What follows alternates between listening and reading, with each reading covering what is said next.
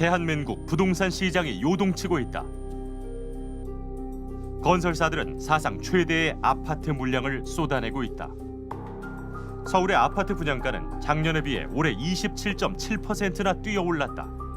특히 강남 재건축 아파트의 분양가는 3.3제곱미터당 4천만 원을 넘은 지 오래다. 심지어 3.3제곱미터당 6천만 원이 넘게 거래된 초고가 아파트마저 등장했다. 서울을 벗어난 수도권 인근 신도시까지 분양가의 고공행진은 이어졌다. 그 틈을 타고 부동산 시장을 교란하는 이들이 등장했다. 평당 분양가가 1,470만 원이었단 말이에요. 근데 피가 하루 만에 붙었어요. 얼마? 1억. 는 1억, 좋은 거는 1억 5천. 1억에서 1억 5천. 네. 잘 들어오면 뭐 몇천씩 붙는데 완전히 로또면 안 왔다는 거가 있어요. 하지만 내 집 마련이 꿈인 서민들에게 닥친 현실은 다르다. 만약에 5억이다 집이 그럼 대출을 거의 2, 3억씩 내요. 한동안은 정말 그 집 문제로 인해서 우울증까지 걸릴 정도로 내 집을 갖는다는 게 정말 하늘에게 별 따기 식인 것 같아서. 불안한 부동산 시장, 따라잡을 수 없을 만큼 뛰어오른 분양가. 과연 집값은 계속 오를 것인가? 건설 경기 부양을 위해서 계속 이렇게 무리한 그 대출을 할 수 있도록 굉장히 위험한 도박에 가까운 거죠. 이렇게 2년, 3년 동안 지속되면은 나중에 일시적인 그 동백 경화 현상처럼 공급량이 몰려서 깡통 아파트가 출현할 수가 있습니다. 2016년 대한민국 부동산 시장의 현재와 미래를 PD수첩이 점검해 본다.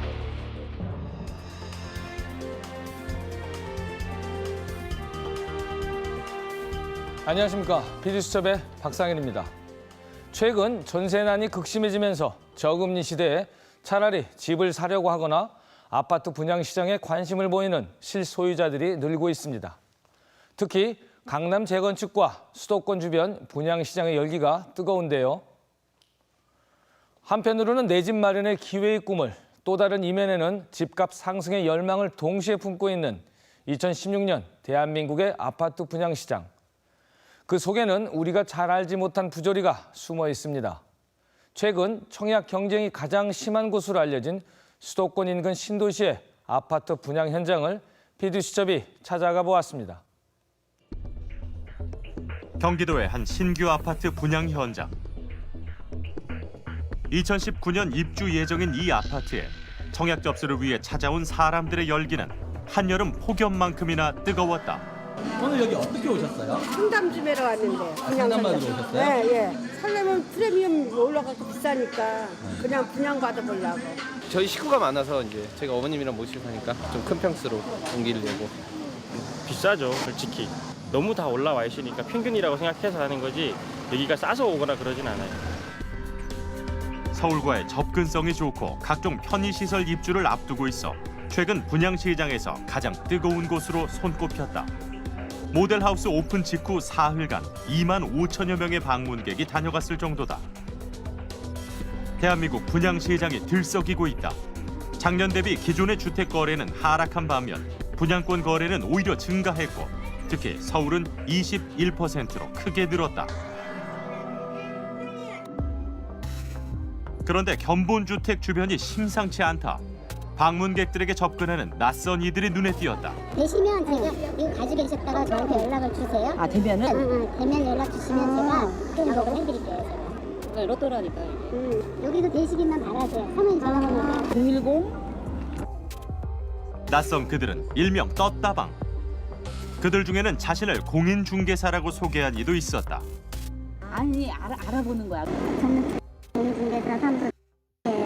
그리고 저는 이제 공인중개사 자격증도 안성이 있고 다 신분증도 다 있고 있어요. 믿으셔도 되고. 사람들의 눈을 피해 조용한 곳으로 자리를 옮기더니 그들은 분양권을 구할 더 쉬운 방법을 소개했다. 차라리 어디 사는 게 빨라. 이 부동산 할 정도면 돈은 다 있는 사람들이잖아요. 당첨이 안 되거든. 그럼 저희도 마찬가지예요. 저희도 피고 사요. 사가지고 가지고 있다가 팔고 막 이래. 분양시장에서 아는 사람만 안다는 그들만의 용어 피. 바로 웃돈이라는 의미의 프리미엄에서 영문 앞글자만 따서 P라고 부르는 것이다. 당첨된 누군가의 분양권에 웃돈을 얹어 사고 파는 분양권 매매가 공공연하게 이루어지고 있었다. 좋은 동사 하나 있는데 4,500달러인 거.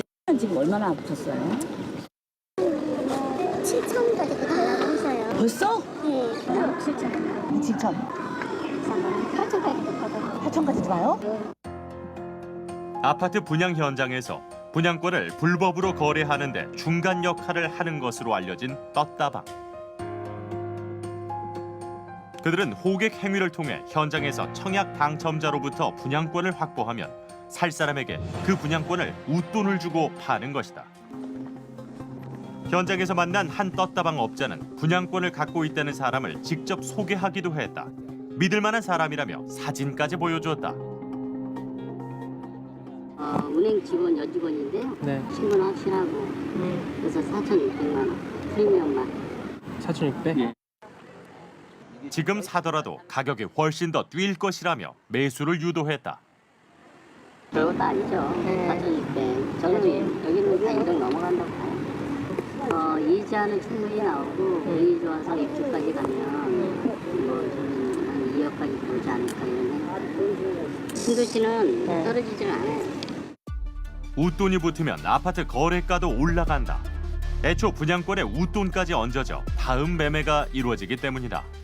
청약 접수가 완료되기 전부터 아파트 가격은 최초 분양가보다 훨씬 높아져 있었다.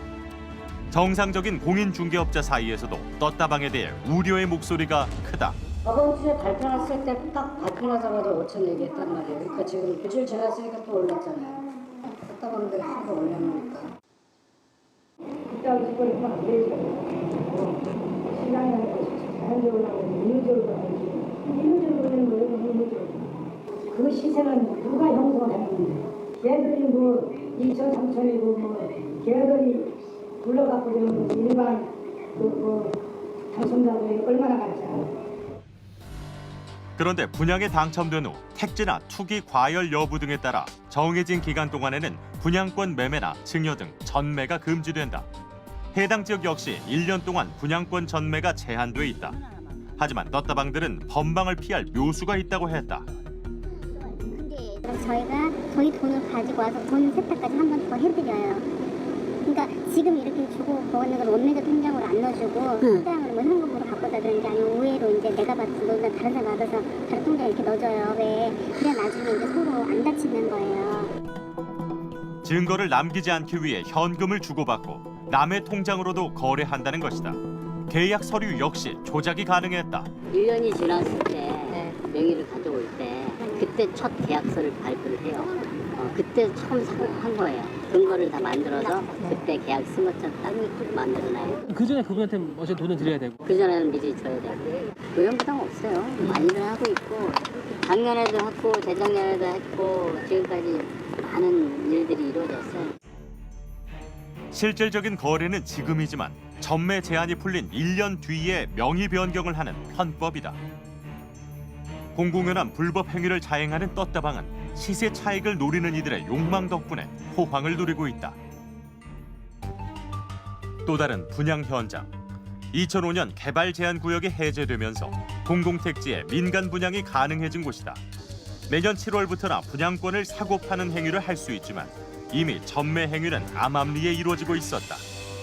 돈이 되니까 돈이 조금 더 하라고 빠졌는데 이런 건 없잖아.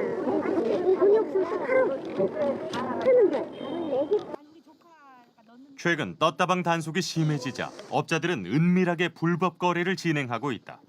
한 떴다방 업자는 승합차 안에 탁자까지 마련해놨다. 지금도 나온 게 있어요, 여기는? 예, 있어요. 지금 제일 좋은 거 너무 있어요. 이게 두 가지가 있어요. 하나는 장사꾼들한테 사는 게 있고 그런 몇 번씩 넘어가가지고 그런 거 있고 이제 원매자한테 직접 사는 건 문제가 없어요. 원매자 직접 사는 거는? 예, 원매자가 다 받아가니까. 그 많은 분양권은 다 어디서 났을까? 우선 떴다방 업자들은 견본주택 주위에서 청약 당첨자들을 찾는다고 했다. 당첨자 만약에 저기 사장님이 되셨잖아요. 그러면 떴다방 갖고 가요. 당첨된 거. 그럼 떴다방에서 사겠다는 사람 명단이 있어요. 그냥 돈 더 주고 뭐 백보고 사겠다 이거예요. 또 다른 방법은 청약 통장을 불법으로 확보하는 것이다. 새 아파트 당첨을 위해 필요한 청약 통장. 무주택 기간이 길거나 부양 가족이 많다면 청약 가점이 높아 당첨 확률도 높다. 이런 귀한 청약 통장을 불법으로 대량 매입한다는 것이다. 지난 4월 대구지방경찰청은 청약 통장을 불법으로 매입하고 판매한 혐의로 부동산 중개업자와 통장 판매자 등 26명을 검거했다. 외국인까지 끌어들인 조직적인 범행이었다. 외국인 그 위장 결혼 사건을 수사하다가 그 위장 결혼을 하게 된 동기를 파악하던 중에 한국인하고 결혼을 해서 청약 통장을 갖게 되면 그 청약 통장을 이 아파트 브로커들이 이걸 사겠다. 이래서 이제 위장 결혼을 하게 된 것을 파악했죠. 그래서 그 아파트 이 부동산 매매 브로커들을 추적해서 이 사건을 적발하게 된 것입니다. 이번 사건에는 청약 통장을 불법으로 사들이는 전문 브로커가 개입됐다. 그들은 당첨 확률이 높은 장애인이나 다자녀 가구 등 특별 공급 대상자에게 접근했다. 그리고 그들의 청약 통장을 100만 원에서 1,500만 원에 사들였다. 청약 통장을 매입한 부동산 업자는 직접 아파트 분양을 신청했고 실제 서울과 수도권 아파트에 당첨이 되기도 했다. 청약 통장을 넘겨준 이들 중 일부는 형편이 어려워 당장 돈이 필요한 사람들이었다. 누가 아는 사람이 그런 게 있다고 해서 저는 그냥 그렇게 한 거밖에 없거든요. 진짜 문제될 거 없고 전혀 상관없다고 해서 했어요. 그러면 그 판매할 때 돈을 좀 받으셨어요? 500만 원이요. 오죽하면 통장을 줬겠어요. 제가 들어가 살지. 그렇잖아요. 개인 파산했는데 뭐가 있어요. 아무것도 없지. 당첨이 된다 하더라도 가정이 뭐 그렇게 넉넉지는 못해서 수억 원에 대한 아파트를 진짜 분양가대로 매입하기도 쉬운 일이 아닙니다. 그러니까 이제 이 뭐 일부 대가를 받고 팔아넘기고 뭐 이런 얘기죠. 당첨된 분양권을 또 다른 부동산 투기꾼에게 팔면서 웃돈을 받을 목적이었다고 한다. 청약 통장 소유자를 브로커에게 소개하면서 범죄에 가담한 이들 가운데는 평범한 주부도 있었다. 이제 아파트 하려면 자녀 뭐 3명 있고 좀 이런 애들 좀 소개 좀 시켜달라고 그래갖고 거기 뭐 사장님께 다이렉트 연결시켜주고 그냥 그렇게 몇 번 그냥 뭐 애들 뭐 학원들에도 부채 쓰려고. 그분들은 그러면 이걸 왜 구하신 거예요, 이 청약 통장을? 아파트 당첨시키려고 한 거죠. 아파트 당첨 이제 해갖고 이렇게 저기 팔아갖고 이익금 남기는 거죠. 작년 10월 서울지방경찰청에서도 청약통장 불법 브로커 일당을 적발했다. 통장 안 팔았다니까. 근데 왜 그 사람 걸 왜 아주머니 돈으로 해 계약을? 돈 없으면 빌리는 거지. 빌려주는. 사무실을 압수수색한 결과 900명으로부터 사들인 청약통장과 인감도장, 공인인증서 등이 발견됐다. 게다가 위장결혼으로 부양 가족 수를 늘리는 등 청약통장 가점을 높이기도 했다. 가짜 신혼부부는 60쌍에 이르렀다. 분양권 당첨을 노린 그들의 수법은 진화되고 있었다. 그 청약 통장을 매매한 이제 정황만 있고 실질적으로 증거가 굉장히 부족하거나 아니면 뭐 이게 잘못된 것 같은데 굉장히 합법적으로 서류상 이제 꾸며져 있는 경우가 많아요. 그렇기 때문에 실질적으로 이렇게 일어나고 있는 그 빈도수에 비하면 실제로 처벌받는 그 확률 가능성은 조금 낮다고 볼 수도 있겠습니다. 지금도 거리에서는 청약 통장을 구한다는 광고를 찾을 수 있다. 당첨 확률이 높은 청약 통장을 사겠다는 이들은 분양권 당첨을 노리고 접근하는 브로커일 확률이 높다. 그들 가운데 한 명과 연락이 닿았다. 그는 청약 통장의 가점부터 체크했다.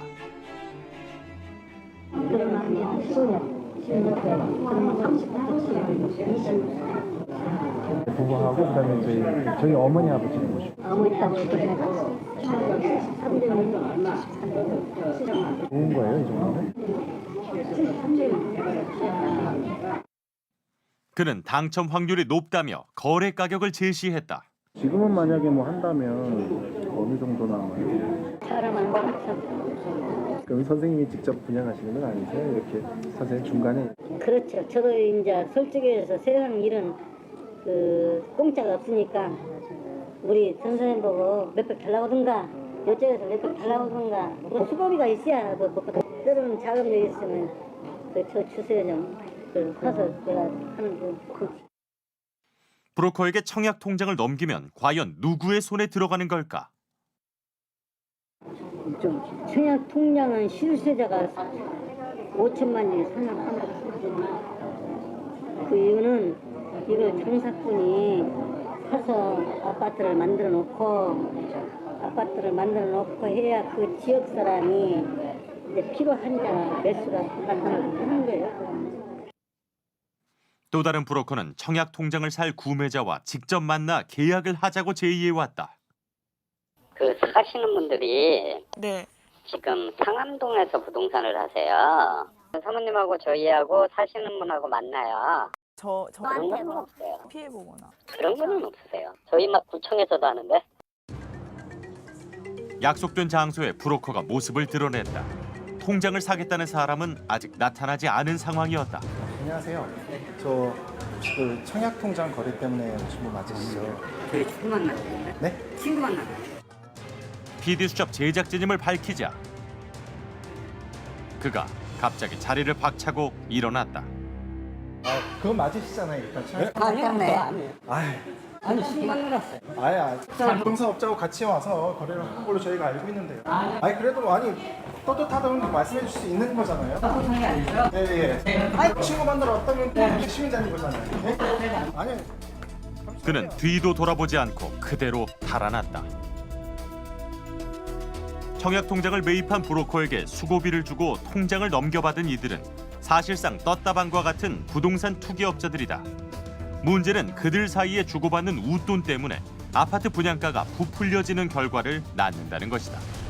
떴다방은 결국에 이제 실소유자들에게는 주택 가격을 올리는 그 역할을 하고 있습니다. 실소유자 입장에서는 예를 들어서 뭐 2억에 분양받은 것이 떴다방이 끼어서 프리미엄을 500만 원, 1000만 원 주게 되면 2억 500, 2억 1000이 되죠. 그래서 결국에 주택 가격 인상 역할을 합니다. 그래서 실소유자 입장에서 볼 때는 이런 현상은 아주 매우 불리하고 없어져야 될 상황이죠.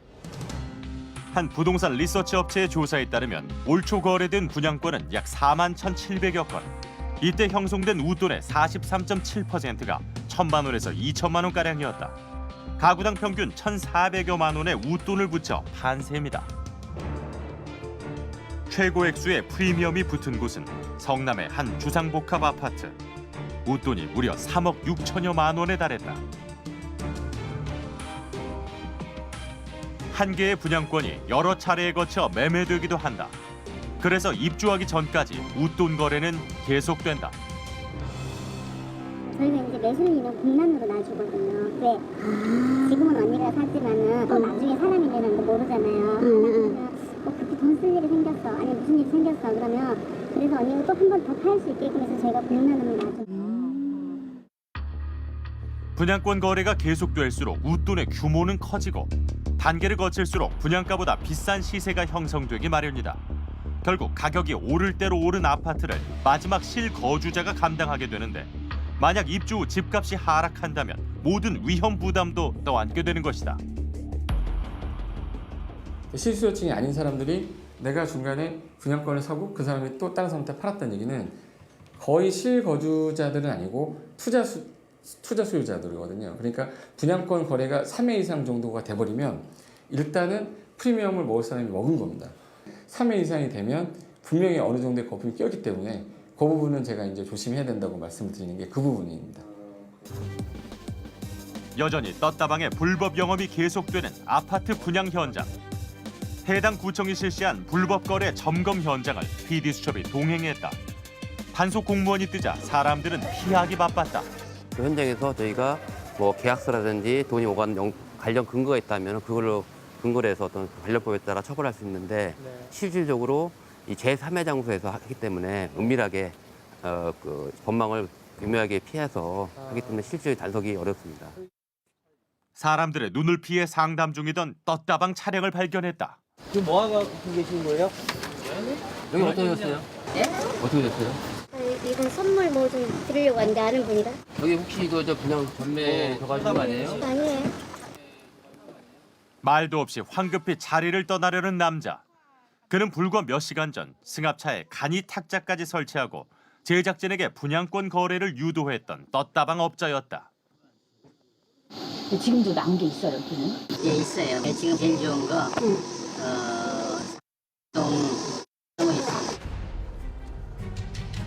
차 안에는 아파트 분양에 관한 홍보 책자와 떴다방 업자의 명함이 고스란히 남아 있었다. 그런데 어느새 다시 나타난 남자. 그는 자신의 명함을 거칠게 빼앗았다. 아니 왜? 명함. 아니, 오늘 왜 찍어요, 거기는? 명함은 왜 가져갔어요? 아니, 난 몰라. 찍지 마세요. 그러니까 명함. 찍지 마세요. 왜 그러세요? 아니 명함 가져가셨잖아요. 왜 가져갔어요? 네요.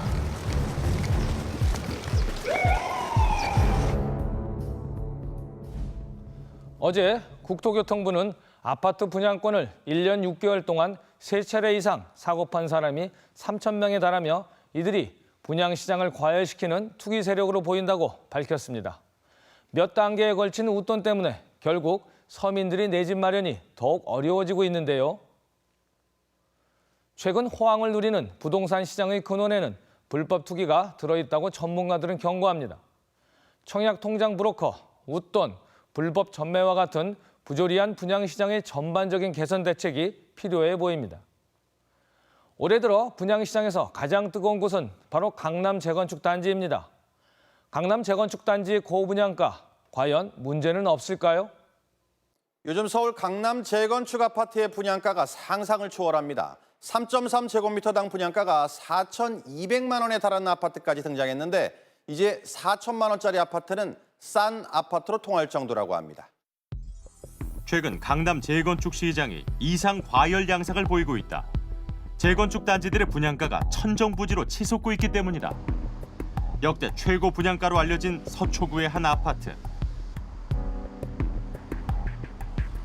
3.3제곱미터당 평균 분양가가 4,290만 원을 기록했다. 상대가 한 15억에서 15억 5천. 15억에서 15억 5천. 분양권 그래도 이제 좀 금액이 프리미엄이 많이 지금 붙어서 거래가 되고 있는 상태라 1억에서 1억 5천. 네, 거의 제가 없어요. 분양권은? 그런데 거래가가 더 높은 단지가 있다고 귀띔했다. 지금 다른 데 지어진 거가 30억대 매매 계약이 되는 거 보면 18억에서 21억씩 되고 있거든요. 30평대? 네, 어디가요? 그러니까 지금 저기 앞에. 한강변에 위치한 이 아파트. 최근 전용 면적 84제곱미터형이 21억 원에 거래됐다는 것.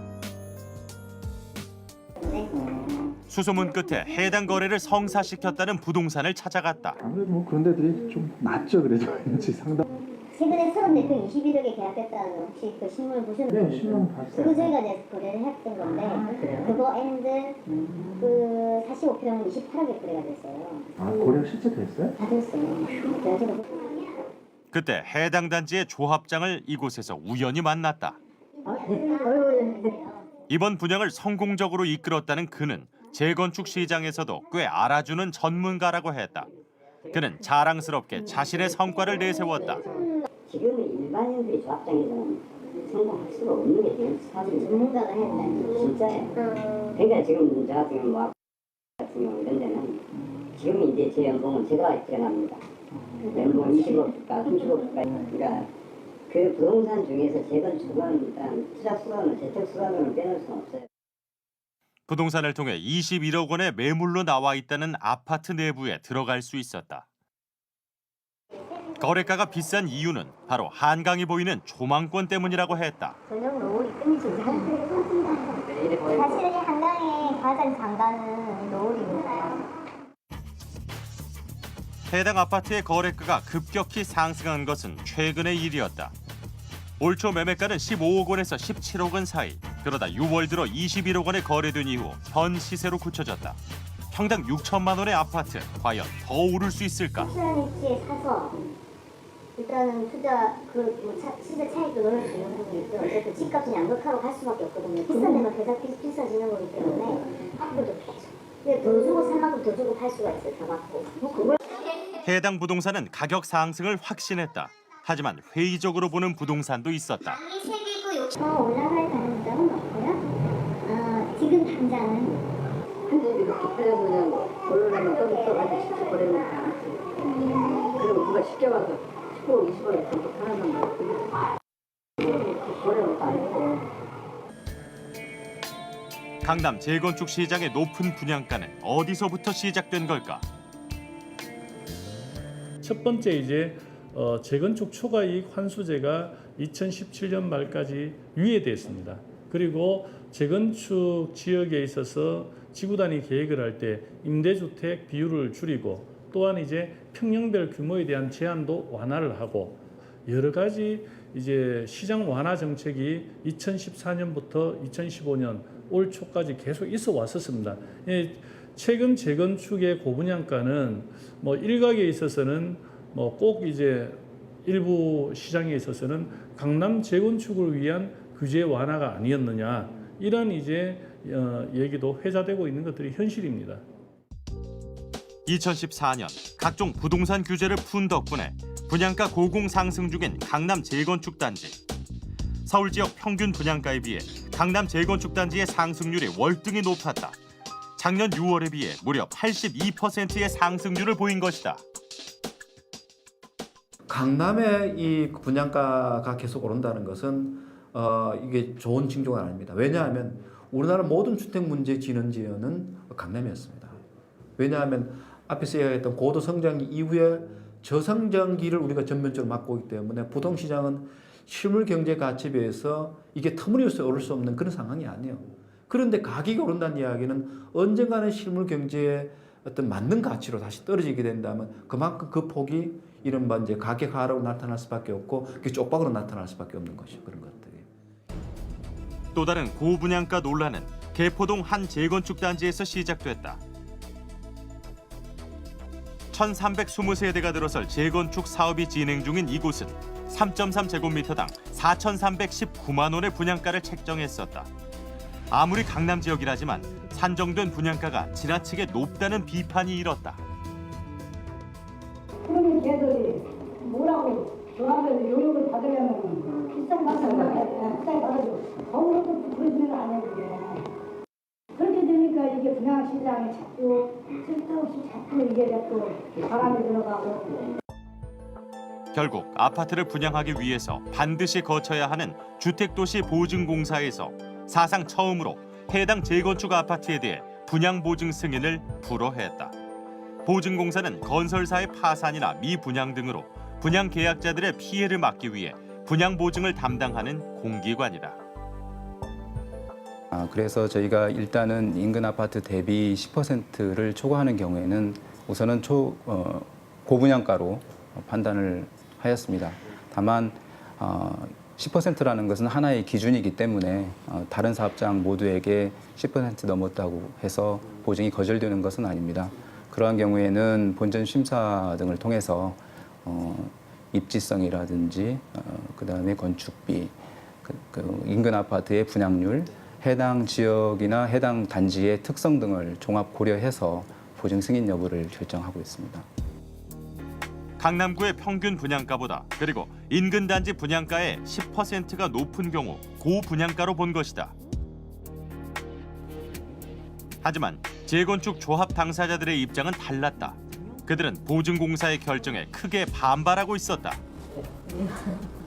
이때부터 10%가 뭔데요? 누구 잣대입니까? 그 잣대. 잣대도 자기들이 해놓고 10%가 뭔데? 옛날에 같은 경우는 기준 가격의 114%를 분양을 했고, 근데 왜 우리가 그런지 모르겠다.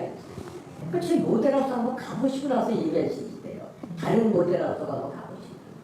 우리 애당초부터 시작점이 틀렸다 이거지. 해당 단지의 분양가가 높은 이유가 따로 있다는 것이다. 인근 단지보다 좋은 입지는 물론 고급 주방 가구에 큰 면적의 경우 벽과 바닥을 모두 대리석으로 꾸미는 등 한마디로 차원이 다른 고급형 아파트라는 점이었다.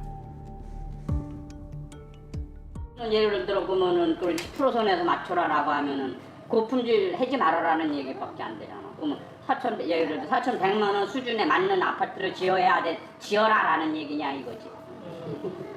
네? 나 묻고 싶어. 주민으로서 자본주의사 자유경쟁 제도에서 고급 그 집을 짓겠다는데 왜 못 들어가요? 올 한 해 부동산 시장 그야말로 침체 그 자체였죠. 그렇습니다. 정부 대책이 많았음에도 불구하고 시장의 냉기는 쉽게 풀리지 않고 있습니다. 2006년 하반기 강남 아파트의 집값이 상승하면서 당시 서울 아파트의 시세도 끌어올렸다. 그러나 2008년 이후 강남 아파트 가격이 떨어지면서 서울 역시 연쇄적으로 집값 하락과 미분양 사태를 겪었다. 당시의 전철을 밟지 않기 위해 보증공사 측은 강남 재건축 시장의 고분양가에 제동을 걸었다는 것이다. 2015년도 이후에 공급 과잉 논란과 최근의 고분양가 논란으로 인해서 역대 유례 없었던 공급 실적 및 공급가가 나타나고 있습니다.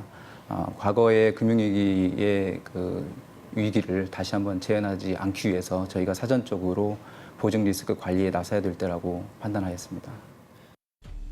지난 금요일 해당 조합 측은 결국 보증공사의 승인을 받기 위해 분양가를 낮추기로 결정했다.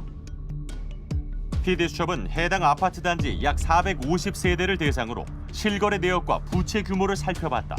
확인 결과 약 73%가 빚을 지고 있었고 가구당 부채는 평균 3억 7천만 원에 달했다. 이른바 강남에 소득 있는 부자들이 사는 게 아니라 정말 소득이 안 되는데 단기적인 어떤 차익 같은 것을 노리고 무리하게 빚을 내서 집을 사는 경우가 굉장히 많다는 겁니다. 강남 재건축 투자하는 경우가 많다는 겁니다. 특히 올해 상반기 거래에 주목했다. 매매가 이루어진 13가구 중 10가구의 경우가 빚을 지고 있는데 이들의 빚은 평균 5억 3천만 원에 달했다. 세입자의 전세 보증금도 빚으로 간주한다면 가구당 7억 원에 가까운 어마어마한 부채를 갖고 있는 것이다. 그러니까 실질적인 빚이 전세 보증금이라는 것이 사실은 주택 시장 침체가 오면 집주인도 그걸 이제 내줘야 되고 또 한편으로는 그 거래가 활발할 때처럼 이렇게 전세가 쉽게 빠져나가지 않아서 이른바 이제 2008년 하반기처럼 역전세난 같은 경우면 집주인들이 그걸 새로운 세입자를 받아서 이제 기존 보증금을 내주고 하는 뭐 이런 과정들이 묶여버리거든요.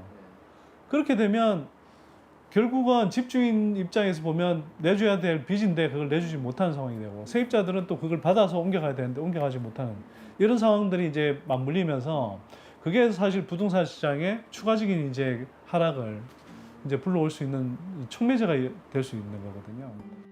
이미 위험 수위에 다다른 가계부채. 정부에서도 대책을 쏟아내고 있지만 재건축 시장에서는 저금리와 시세 차익을 강조하며 대출을 부추기고 있었다. 돈이 그냥 없는데 어떻게 집을 사나요? 일단 이제는 지금 대출은 70%까지 나와요. 근데 이제 뭐 중도상환 수수료 없는 대출이든 뭐든 그렇게 해가지고 저게 되는데도 갚아버리는 대출로 하셔도 돼요. 기존에 일반 분양권들 다 70%씩 중도 대출을 끼고 있어요. 그런 걸 내가 갖고 가서 요즘 워낙 금리가 싸니까. 여전히 내 집 마련과 더 넓은 집이 소원인 평범한 시민들에게 강남에서 시작된 고분양가와 요즘 집값을 어떻게 생각하는지 물었다. 사는 곳도 다르고 주거 형태도 다른 4명의 주부들의 집에 대한 생각은 어떨까? 15평에 13억 정도 한다라는 얘기를 들었을 때 어떠세요? 다들? 말도 안 돼. 그럼 평당 얼마야? 8천. 세상이 망하려고. 평생 벌어도 못 벌 것 같아요. 우리나라 남의 나라 얘기. 원래 그 돈을 갖고 있는 게 아니면. 뭐 이런 것도 전세 사는 사람들도 많이. 만약에 5억이다 집이 그럼 대출을 거의 2, 3억씩 내요. 그런 거 보면은 나중에 그거 갚다가 대출금 못 갚으면 이게 완전 망하는 거 아니에요. 그러니까 여러 가지로. 저희 집도 이제 최소 8천이 오른다는 거예요. 이제 더 많이 오를 수도 있고 사실 그냥 신혼부부고 저도 아직 사회 초년생이니까 어떻게 그 돈을 갑자기 마련할 수도 없고 그렇게 큰 금액을 한 번에 대출을 받기도 집에 사는 것도 아닌데 부담스럽잖아요. 보통의 사람들에게 올라가는 집값을 따라잡기는 불가능이나 다름없다. 한동안에 정말 그 집 문제로 인해서 우울증까지 걸릴 정도로 우리 같이 뭐 이렇게 열심히 정말 살아야 되는 사람들은 서민층에 있는 사람들은 내 집을 갖는다는 게 정말 하늘에게 별 따기 식인 것 같아서. 대한민국에서 부동산은 여전히 불패 신화인가? 강남 재건축 시장에서 시작된 분양가 상승세는 계속될까? PD수첩은 부동산 전문가에게 앞으로의 전망을 물어봤다. 실제적인 우리 또 토지 가격도 지속적으로 상승을 해왔기 때문에 분양 가격이 크게 낮아질 가능성은 많지 않다고 보여집니다. 완만하게나마 분양가는 지속적으로 상승할 가능성이 더 높다 이렇게 보여지고요. 그래서 이제 대세적인 이제 성장세로 가기에는 조금 한계가 있는 시점이 아닌가라고 판단할 수 있을 것 같고요. 오히려 내년에 공급 물량이 증가하면서 일부 집값이 조정될 만한 지역을 찾으셔서 내 집 마련을 접근하시는 것이 현명하다고 보여집니다. 대부분의 전문가들은 2017년과 18년 사이 집값 하락의 가능성을 이야기했다. 그 근거로 2015년에 분양과 인허가 실적이 전년에 비해 급격하게 상승했고 이 물량의 입주가 예상되는 2018년에는 수요보다 공급이 많아진다는 걸 들었다. 내년 저 5년간 이 주택의 공급량이 지금 한 70만 동 연간. 그러면 우리 시장에서 소화될 수 있는 것이 한 뭐 기껏해봐 39만 정도인데 그만큼 많은 이제 주택이 시장에서는 소화가 되지 않으면 이런 미분양 문제. 미분양이 발생하면 이제 결국은 이제 집값 하락이 이루어질 수밖에 없고. 네, 지금 이제 뭐 서울 수도권과 지방을 좀 나눠봐야 되는데 지금 전국적 지표는 아파트 거래량, 그다음에 미분양 물량 통계, 기타 가격 상승률 이런 여러 가지 그 주택 시장의 그런 주요 지표들은 하향 곡선을 벌써 그리고 있습니다. 과거 우리가 금융위기 이후에 하우스 푸어라든지 그다음에는 미분양 주택으로 인한 여러 가지 건설 경기 침체라는 것들이 반복해서 올 우려가 있습니다. 집을 지금 사야 하는지 혹은 팔아야 하는지 아니면 좀 더 기다려야 하는지 부동산 시장에 대한 정확한 예측은 어떤 전문가도 하기 힘듭니다. 다만 뛰는 집값을 쫓아 투기 현장에 무작정 뛰어들어갔다가 낭패를 보지 않도록 집값에 대한 각종 지표를 꼭 확인하고 자신의 자산과 부채 상환 능력을 먼저 고려할 것을 전문가들은 조언합니다.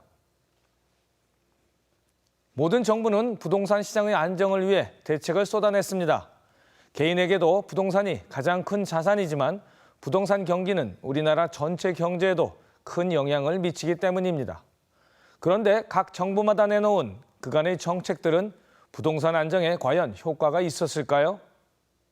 주거 안정 대책에 대해서 여기에 각별한 유의를 해야겠습니다. IMF 이후 김대중 정부는 경기 부양책의 하나로 분양가를 자유로 하는 등 부동산 규제를 완화했다. 시장은 이에 반응해 집값은 가파르게 상승했다. 부동산은 안정되는 것이 좋습니다. 참여정부 들어 집값 과열 양상이 나타나자 부동산에 대한 규제를 강화했다. 그 결과 전세는 안정됐지만 오히려 집값은 폭등했다. 매매가 상승률이 15%를 넘어섰다. 실수요자에 대한 그 정책은 좀 우리가 세심하게.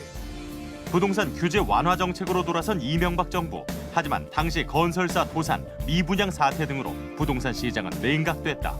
주택 정책의 최대 역점은 서민과 중산층의 주거복지 확충.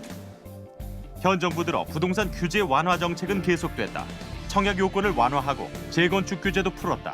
부동산 거래는 살아났지만 전세값이 폭등하고 가계부채가 상승했다. 국내 경기가 어려움을 겪으면서 특히 청년들의 취업난은 사상 최고조에 이른다. 사회 초년생도 젊은 신혼부부도 전셋집조차 구하기 힘든 상황에 처해 있다. 정부는 2013년 이들을 위한 행복주택 사업을 시작했다.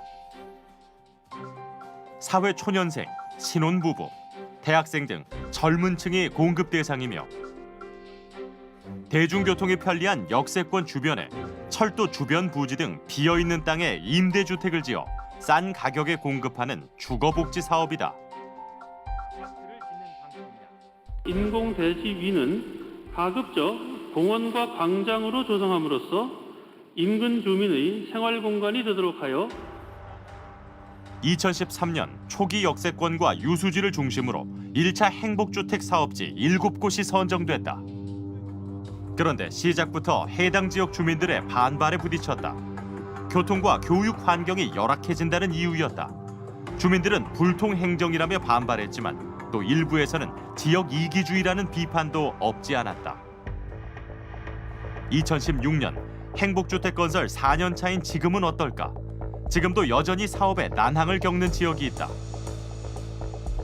수서역 인근 강남구 수서동 727번지.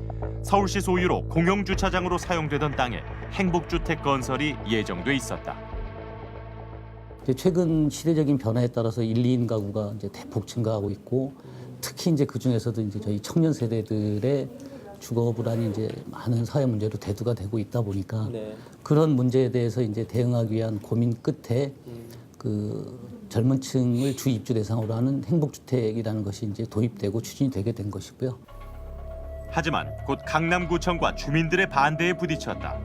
강남구청은 이 땅에 행복주택 대신 광장을 조성하겠다며 서울시에 행복주택 설립고시를 철회해달라고 요청했다.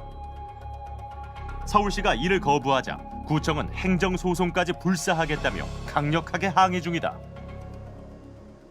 행복주택 그 건립에 대한 걸 반대하고 그러지는 않아요. 광장이 필요해서 저희들이 개발 행위 허가를 제한하면서 광장으로 하겠다고 저희들이 이제 했던 사항입니다. 그래서 이제 대체 부지까지 이렇게 몇 개를 해드렸어요. 저희들이 이렇게 이쪽으로 해달라. 도곡동도 있고 개포동도 있고 막 이렇게 있거든요. 이런 부분까지 지금 했는데도 서울시에서는 계속 이걸 추진하는 거에 대해서는 저희들이 계속 반대할 수밖에 없는 그런 현재 현황입니다.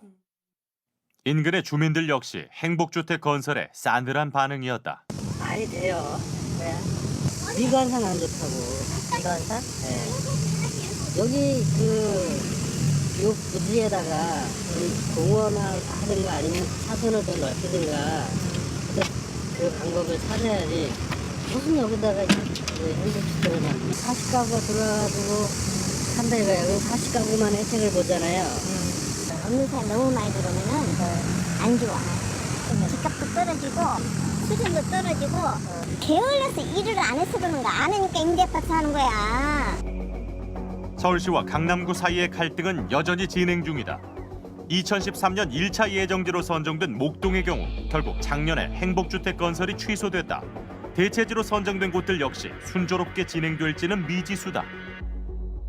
행복주택이 입주하게 되면 집값이 하락할 것이다라는 그런 우려는 어떻게 보면 실제적인 근거가 없는 조금 이제 기우이실 거다라는 이게 저희 이제 판단이고요. 오히려 이제 행복주택이 입주하게 되면 주변에서 그런 지역 주민들까지 입주민을 포함해서 같이 이용할 수 있는 그런 시설들이 제공이 되기 때문에 지역의 어떤 주거 환경이나 복지 수준이나 이런 거는 오히려 더 개선되고 향상된다고 볼 수 있는 거죠. 현재 서울은 약 840여 세대의 가구가 행복주택에 입주했다. 구로의 한 행복주택에 살고 있는 마형종 씨와 우선혜 씨. 두 사람은 결혼한 지 7개월 된 신혼부부다. 두 사람은 행복주택에 만족한다고 했다. 고정 지출이 적기 때문에 그 비용 가지고 다른 계획을 세울 수가 있어요. 뭐 이세라든지 아니면 뭐 대출금을 더 갚을 수 있다든지 그런 거에 대해서 되게 안정적이에요. 네. 만약 여기가 안 됐으면 결혼도 사실 좀 힘들게 시작이 되었을 거예요. 방 한 칸짜리 원룸에서 같이 이제 하면서 부대끼면서 했으면 더 어려웠을 거라고 생각하면 참 다행이라고 생각이 들고 좀. 비록 큰 공간은 아니지만 두 사람에게 행복주택은 안정적인 터전이자 새로운 기회가 됐다. 저희 입장에서 봤을 때는 이제 막 자라난 새싹들이잖아요. 조금 더 물을 줘야 되고 좀 키워주고 이렇게 해야 되는데 처음부터 이제 우리들만의 영역이라고 해버리고 그런 것들을 단절해버리면 그런 것들이 갈수록 이제 계층 간 불화를 더 일으키지 않을까라는 우려도 해요. 투자의 대상으로 전락한 아파트. 욕망 때문에 부동산 시장은 늘 들썩이고 우리는 불안하다. 집은 사는 것이 아니라 사는 곳이라는 말처럼 진짜 집의 가치는 무엇인지 생각해 볼 때다. 그런데 우리가 너무 그동안에 이 아파트 어떤 열풍, 투기 열풍, 투자 열풍 이것 때문에 우리 자신들을 너무 괴롭힌 거예요.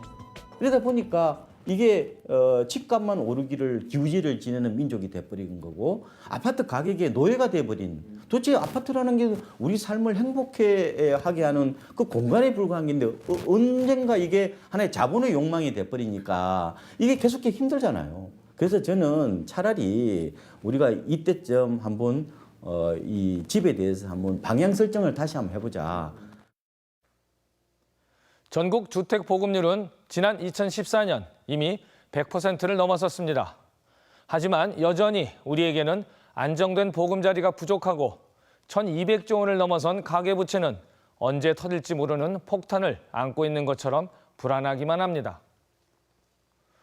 우리는 이미 2008년 부동산 폭락 시기를 겪으며 경기 침체와 하우스푸어와 같은 고통을 겪었지만 여전히 부동산 불패 신화에 대한 환상을 갖고 있는지도 모릅니다. 따뜻하고 안정된 집, 우리 가족의 보금자리를 꿈꾸는 이들이 그런 허황된 욕심 때문에 또다시 눈물을 흘리는 일이 없기를 바랍니다. 정부는 하반기 10조 원 이상의 추경 예산을 통해 경기를 부양한다고 합니다. 경기 부양책도 좋지만 우선 서민들이 집 때문에 고통받는 일이 없도록 주택 정책이 구현되길 바라겠습니다. 본 방송은 2014년 5월 13일 사랑의 교회 및 오정현 담임 목사와 관련된 방송을 한 바 있습니다. 위 방송에서 오정현 담임 목사의 재정 비리 의혹을 보도한 것에 대해 횡령죄 등에 관하여 검찰의 무혐의 결정이 있었다고 알려왔고 오정현 담임 목사가 오크밸리 골프장을 이용했다고 보도한 것에 대해 골프를 친 사실은 없다고 알려왔습니다. 늦은 시간까지 시청해 주셔서 감사합니다. 피드수첩 여기서 마치겠습니다.